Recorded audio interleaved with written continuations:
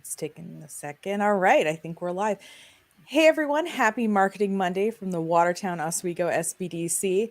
Um, yeah, it's Monday. Hey Erica, how are you? It is. It sure is. And it's snowy, almost April Yep. Monday. Yep, it's cozy, and we're going to talk about marketing, which makes things even cozier. And this month's topic has been about search engine optimization. So there was a bunch of stuff that didn't really go into the last three categories that we talked about. That was just kind of like one-off, isn't this nice to know kind of things. And so I thought we could do a little grab bag, a little tech tapas of Yeah. the different tools and things that you can think about your website that will help search engines, that will help people, and that will just generally help you.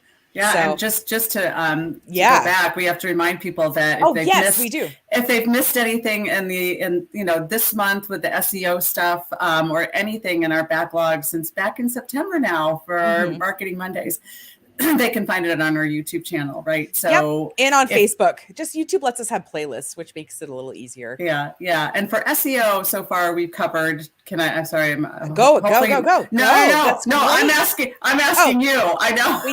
we did keywords the first week. Backlinks, right? We Yeah. did backlinks the second week, and then Yeah. we did on-page SEO, which is stuff you can do on your own website, generally as a general approach. And then these are like things you can further test. Now, you know, things like readability, things like sitemaps, RSS feeds, things that were a little bit more technical and didn't really, I guess, neatly fit into those categories we were talking about is what we're talking about today. So Cool. yeah, check out the playlist and all that. And as a reminder too, because Liz is usually really good about reminding us to do this, the SBDC is a local and free resource where you can get great business advice, get connected to resources and all kinds of stuff, and you can set up an appointment and it's free.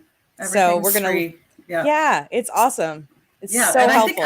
and I think one of the main things is that when you call and you make that appointment, and even if you're just starting to think about a business, there are no questions that are deemed stupid or dumb or anything like that. I mean, you really can just get the best of the basics from the help with advisors. Or if you're already a business owner, and you're looking to grow or make changes, or a rebrand or something like that, these SBDC advisors at the Watertown Oswego office are there to help. So.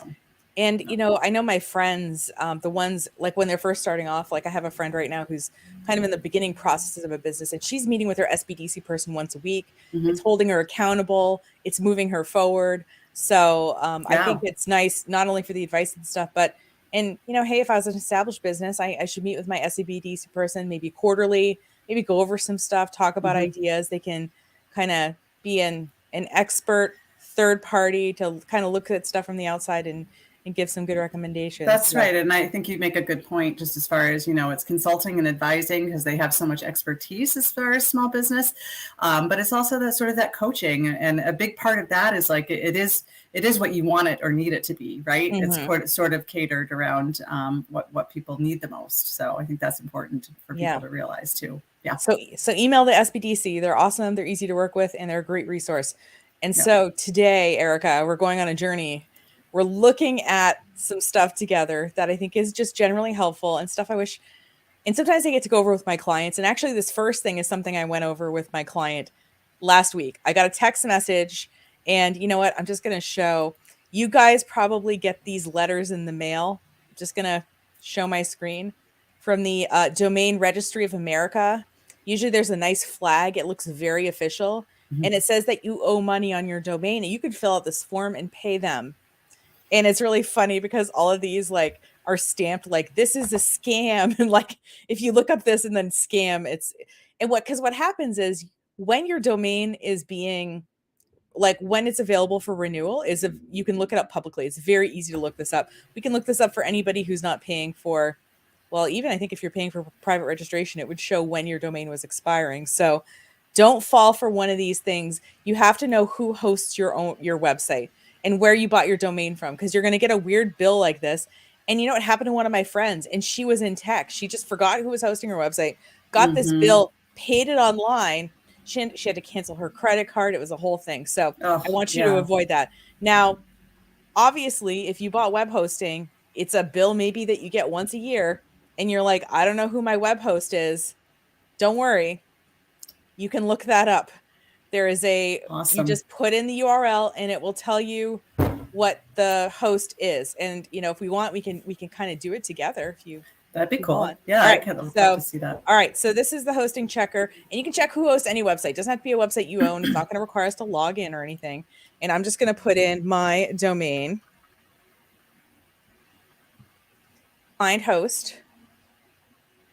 It's thinking. Oh, come on. Oh, I didn't click find host. That's what it is. There we go.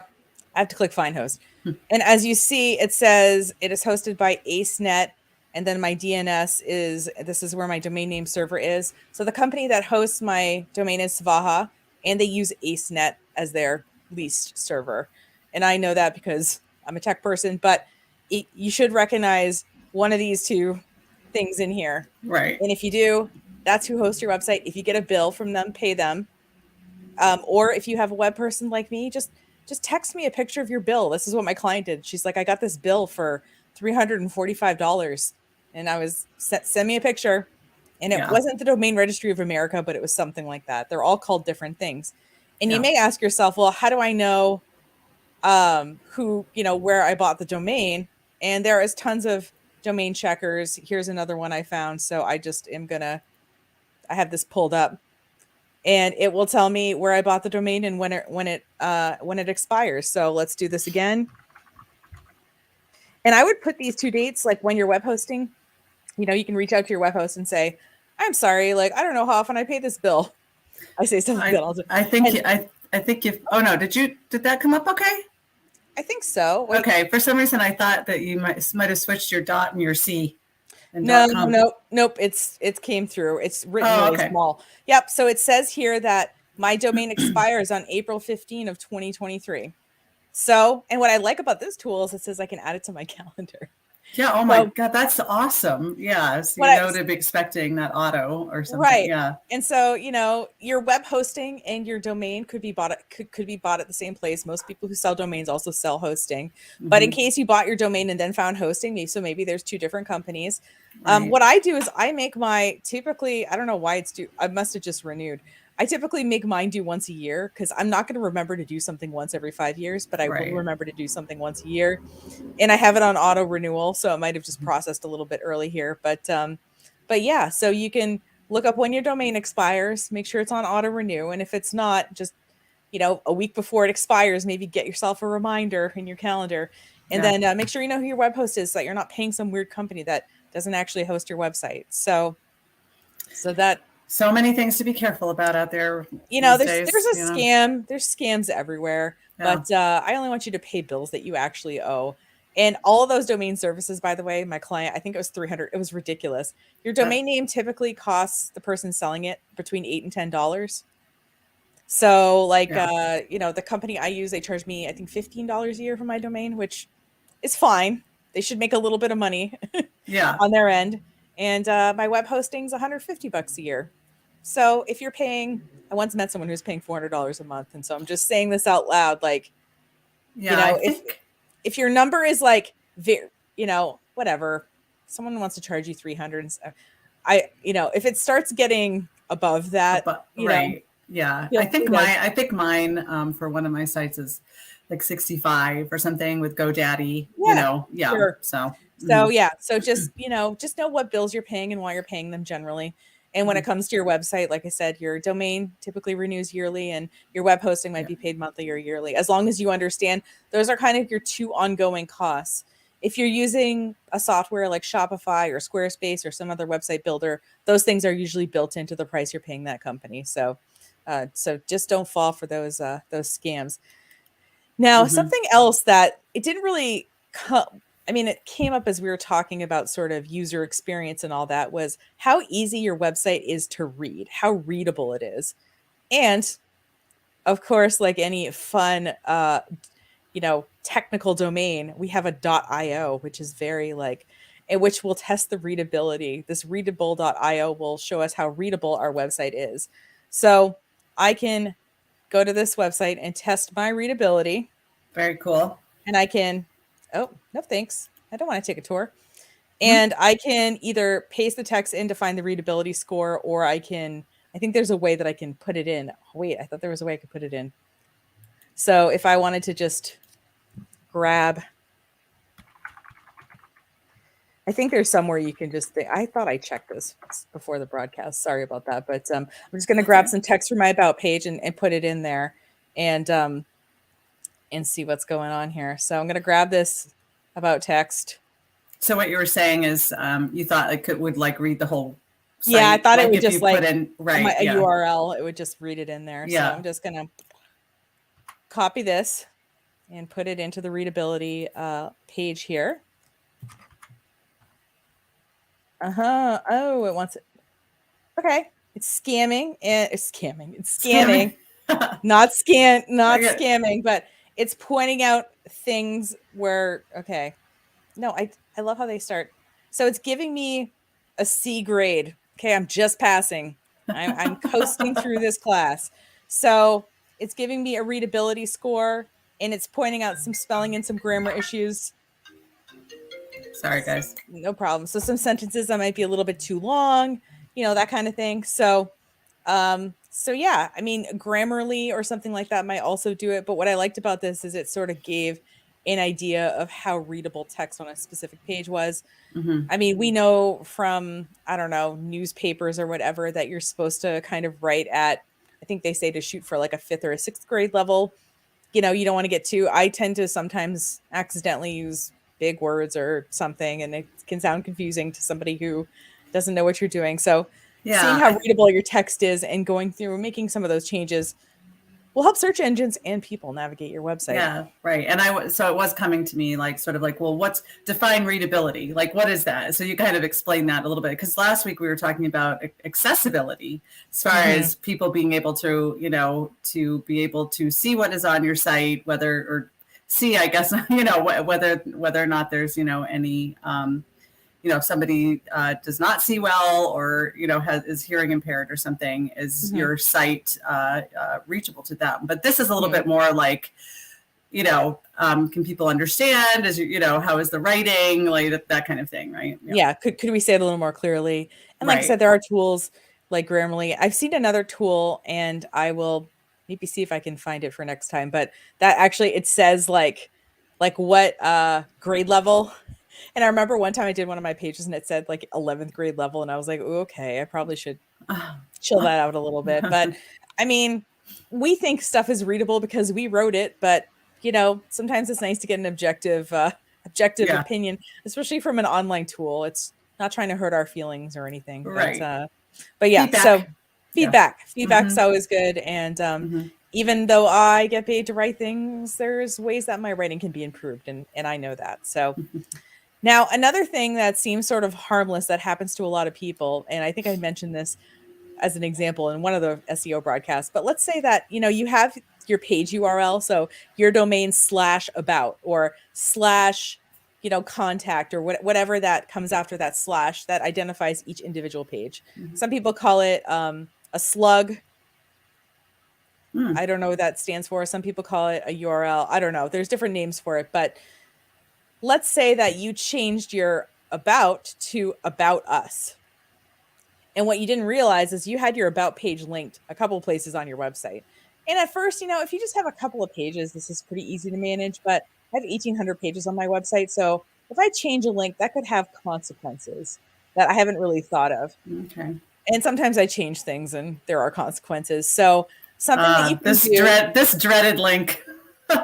Yeah. So what we want to do is see, are there broken links on my website? Now, I have not done this before the broadcast, so I'm going to do this live with you all, and we can judge my process. So I'm just going to put in here my website link, and I guess there we go. Check it, and it's going to tell me what page the broken link is on and what the broken link is. So it's scanning through my URLs now, and it's going to tell me if there's anything broken. So like I said, if you've changed a link on your website, if, you moved a page like underneath another page, and sometimes you don't think about it. So, okay, and no errors so far. Hey, good job. Good job. So this is just for your website links, not for like other links that you might have embedded in your website for sharing, like reference stuff. Would it show any errors on the, it would show errors on those too? Okay. Yeah. So if I've linked to, oh, there's already an error, guys. Okay. So on this page, this link is broken. Oh no, on the home page, this is the URL that's broken and it's on the home page. Okay, so it is a link. Impact. Yeah, I guess I have a broken link on my homepage, everyone. Right.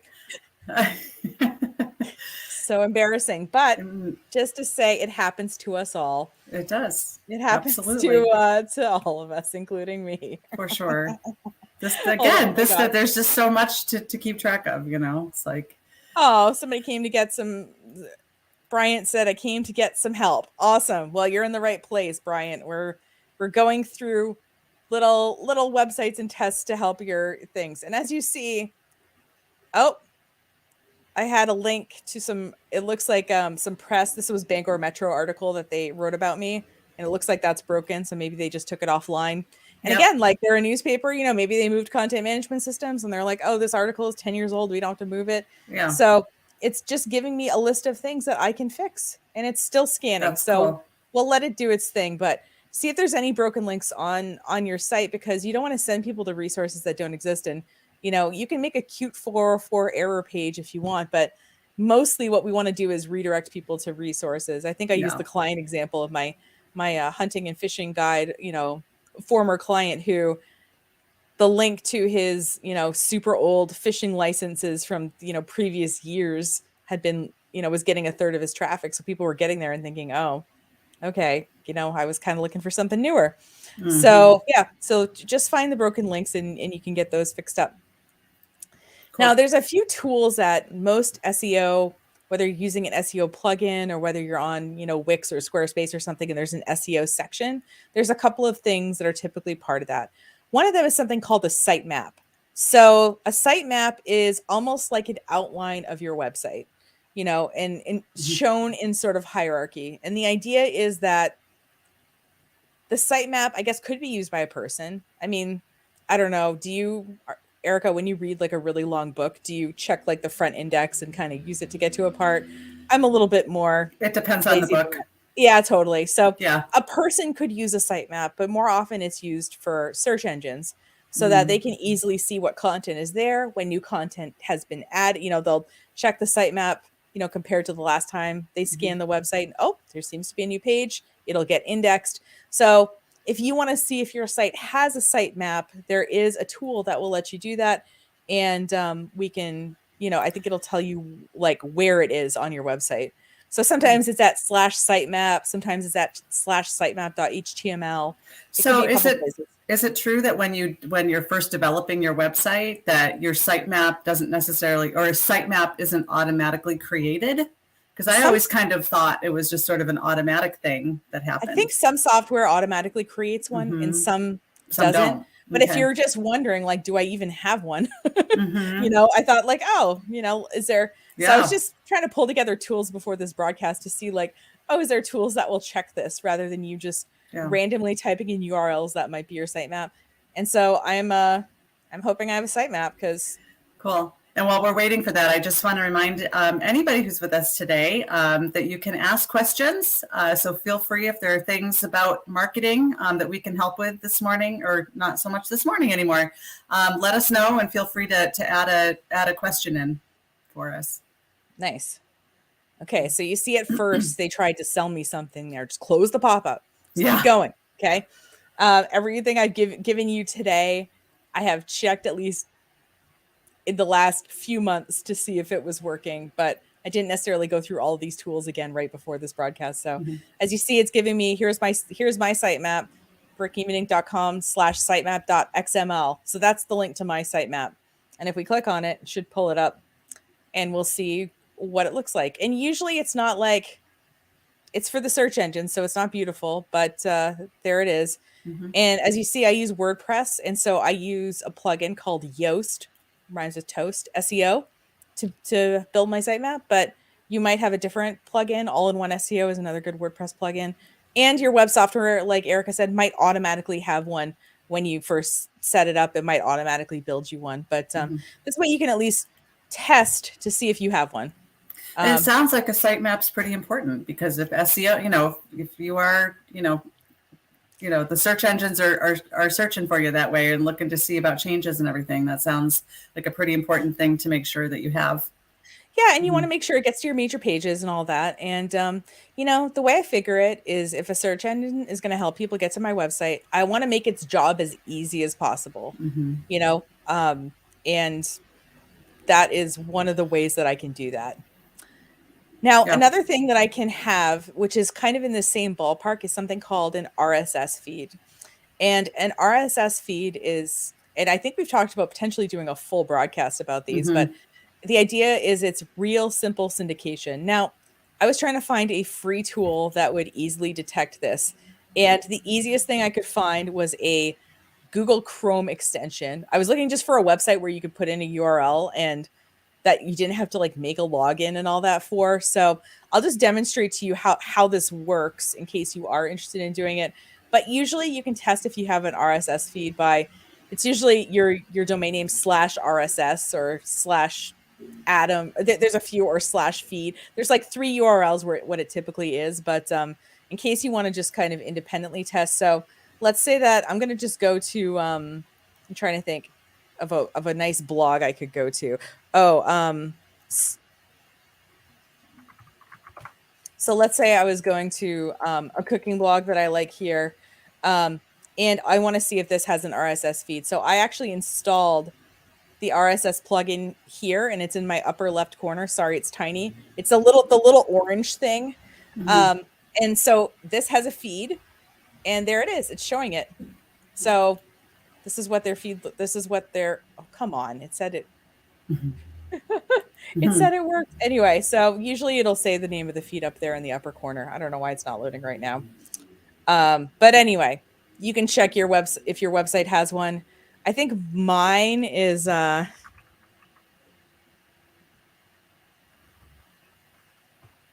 it could be /feed. So it could be /RSS, or it could be /feed. I have a feeling it's /feed. Yep. See, it redirected anyway. So this is what the RSS feed looks like. And this is like ugly to people. But if we look closer, we see that this is all the new content. So here is the title of my post, Social Media During Wartime. Here is the link during the new post of the post. And here is the description of the post right here of what it is. And what people do, and people like me do this, and more people besides me do this, is I use what's called an RSS reader, and this is how I read websites. So if I have a little websites and tech section, I can read a bunch of articles without going to TechCrunch, Gizmodo, Boing Boing. I can just see everything at a glance here and decide what I want to read later. And so whenever people ask me how I keep up with hundreds of websites, like that's the only way to do it. I don't have time to go to each individual website and look at it. And so when people talk about, oh, well, I redesigned or something, sometimes I don't notice because I'm actually just visiting their websites this way. And before this broadcast, I was telling Erica that we used to be able to know how many people followed us this way a little bit, and now they've kind of hidden it. So there was, and I was able to kind of tell when the number of those people went up. So we have email subscribers to our blog, but we also have RSS subscribers. And like I said, it doesn't quite tell you exactly how many people there are, but I think I think the last time I looked in Feedly, I have like 25 people who read my website this way. So search engines, that thing is really easy for them to scan. And as you see, they're not looking at your font. They're not looking at, they're just looking at the raw information, seeing if there's something new and indexing it accordingly. So the RSS feed helps, index your newest content, and helps people like me who can't visit every single website I want to follow, read them in an efficient way. Is there any way that your RSS feed could be messed up? Yes, and you can fix it. Yeah. You can actually make your own RSS feed when one doesn't exist too. Okay. So I had this dream. I have a dream, Erica. I have many dreams, but I have a dream of making a community calendar with all the events pulled in.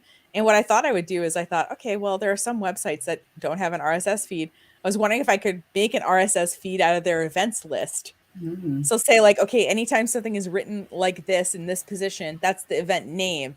And okay, right below it is the event date. So that's, so it's a matter Right. of naming the things and then creating the feed. So it And you can automatically, yeah. exactly. And this automated stuff lets you do other things too, but other really cool things, but it helps search engines to index your stuff. So between the sitemap and the RSS feed, that didn't really fit into anything that we've previously talked about. So it could be just like with the sitemap that you also don't have an RSS feed at all. So you have to check to see if you have the RSS, and if not, then it could be a matter of just turning it on, like you look at your website software and you could be, turn RSS feeds for Squarespace or, right. RSS Or just making sure if you have a web developer to make sure that they've exactly done that. Yeah. Okay. And a lot of times it's a matter of just, turning something on. Usually the capability is there, especially if your website runs off of a database already. So, so yeah, having those things turned on, it's running in the background, right? And we're not thinking about it as normal people, but the search engines are definitely using it. Absolutely. And yeah, it's so funny because in the old, there was something called Feed Burner, which is how I knew how many people subscribed to my RSS feed. And you could actually look at it and you could see all these bots. You could see like a Yahoo bot or a Google bot coming onto your web. You could see when they came. Oh, and wow. It was so interesting. And I think in your web hosting, there is a way for you to see that, like in your in the guts of your web hosting, if you want to. But it was just cool to kind of see it all in one spot. But see who was looking for you. RIP feed burner from Google. Well, it's not from Google. I think Google bought them and then got rid of them. But okay, as big tech companies are wont to do. And then I'm going to recommend something, but I'm going to tell you a workaround if you don't want to give your email. So there is a website software called Hubspot. I think it's fine in some cases, but I feel like for most small businesses, it's prohibitively expensive. But they also do marketing. They're a really big company. But if you want to get your results, you can just /results/ your domain name. And it will give you recommendations based on, marketing and content and things like that. So I thought I would share my report. So by results, you mean how good is your website? How if you go to website.grader and put in your thing, then they'll have your email and you'll have to unsubscribe, or if you don't want to keep subscribing. So here, and I'm sorry, this is a HubSpot thing? Yeah, okay. This is owned by HubSpot. Okay. It's a HubSpot website grader. And what it just does is it gives you things that you can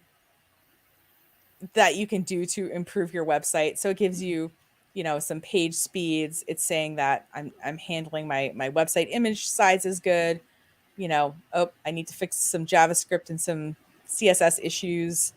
Here's some SEO things. I don't have a meta description by default written for my website. I have it on individual pages, but I just don't have a default one for the website. Descriptive link text. My descriptive link text is generic. Okay. So it's giving me things, and it's also saying like what I'm doing well. It's saying my site is responsive. It's saying my security is nice and high. Good. So it gives you just some recommendations for general kind of website usability stuff. Very cool. And you said this was paid? You have to pay for that? No. I mean, you can just have to share your information. Yeah, and that's fine if you want to. Yeah. I just you just go to website.grader.com. And I'm just saying that they're going to try to sell you software, and you don't need to buy it. You can just use the information. You basically get to this screen and put in your website and your email, and then you get your score. But the actual link is just /results/ your domain name. Just as a little, cool. Yeah, little checker. It's nice to check things. Yeah. And then I guess the last thing I have is, there's something called a code validator. So if you want to independently verify that your code has been done well, I know it's hard when you have a website.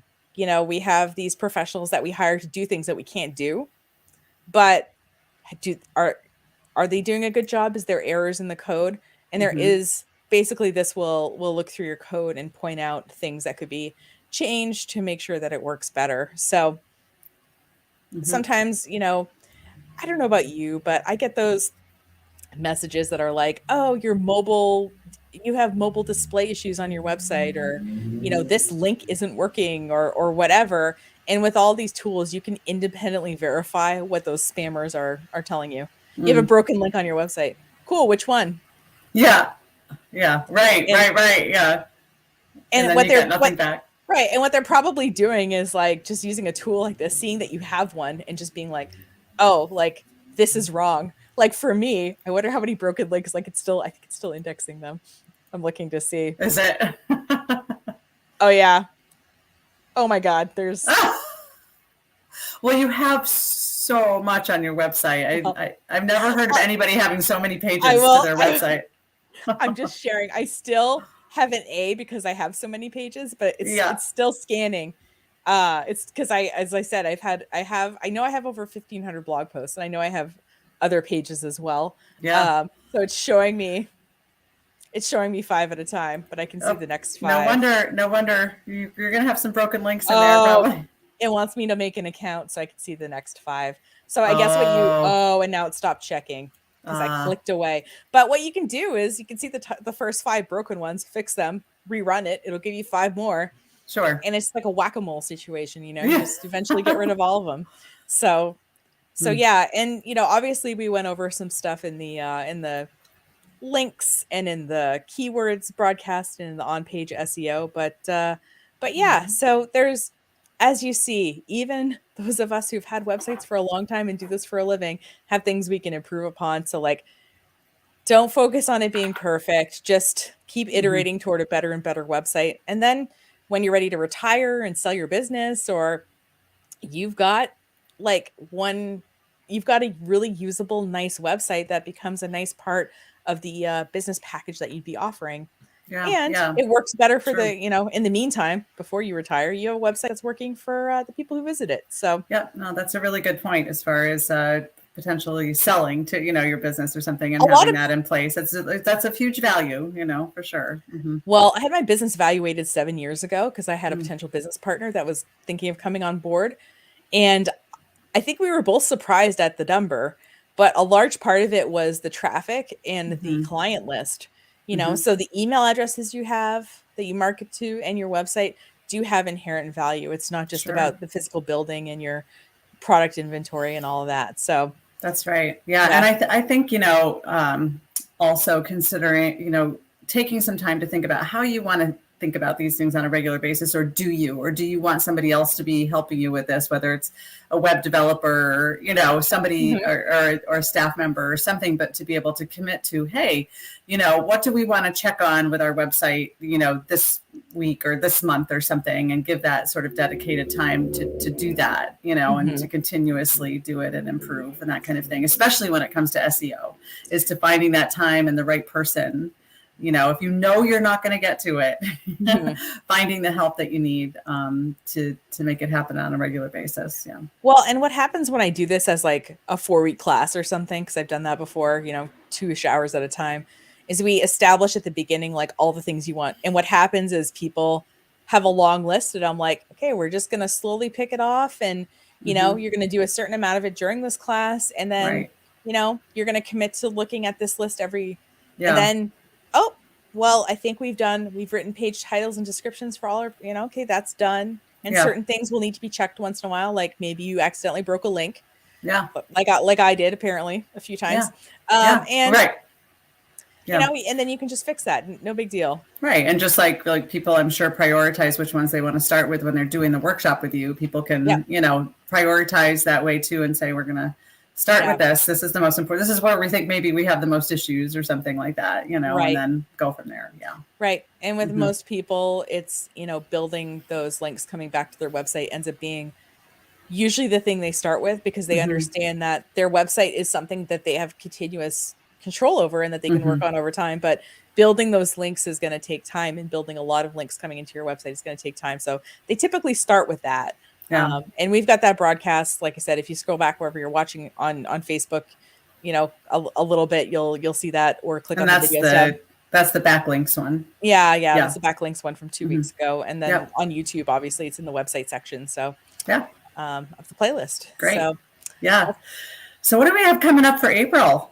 Well, I think we have to figure that out. I think we have some possibilities, but I don't think we've narrowed it down yet. But I think that we're thinking maybe social media, some more in-depth conversations about social media ads, maybe, or something like that. So we'll see what happens. But stay tuned. Yeah, and if you have ideas or like questions, leave a comment below this, wherever you're watching this video now. We're always looking for topics. We have a long list of topics we want to cover at some point. So, we can add it to the list.